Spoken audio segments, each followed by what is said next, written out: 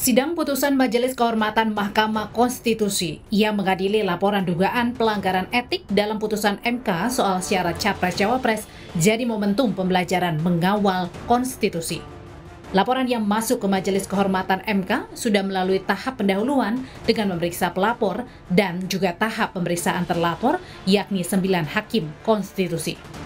Sidang putusan Majelis Kehormatan MK yang diketok pada Selasa 7 November pekan depan akan menentukan arah polemik putusan syarat Capres-Cawapres yang diputus MK pada 16 Oktober 2023. Putusan MK soal syarat usia Capres-Cawapres lahir ketika ada 7 gugatan yang masuk pada MK meminta judicial review syarat usia Capres-Cawapres. Dari 7 gugatan yang masuk ke Mahkamah Konstitusi, hanya satu yang dikabulkan oleh Mahkamah Konstitusi, yakni perkara nomor 90 dengan penggugat seorang mahasiswa bernama Almas Sakibiru. Dalam gugatannya, ia meminta MK mengubah batas usia Capres-Cawapres menjadi 40 tahun atau berpengalaman sebagai kepala daerah.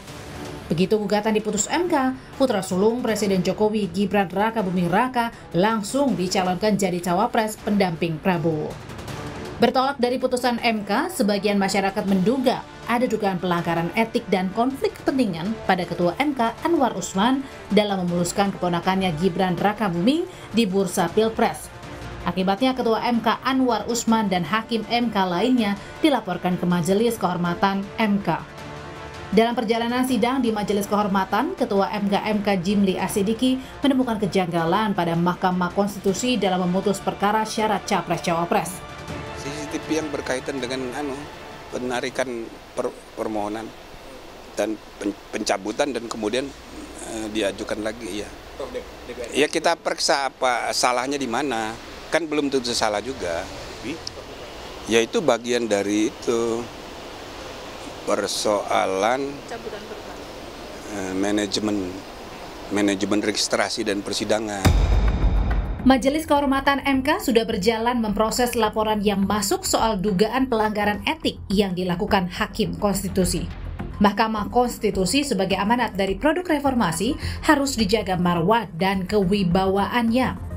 Ketika ada pelanggaran di dalamnya, maka marwah MK harus dikembalikan.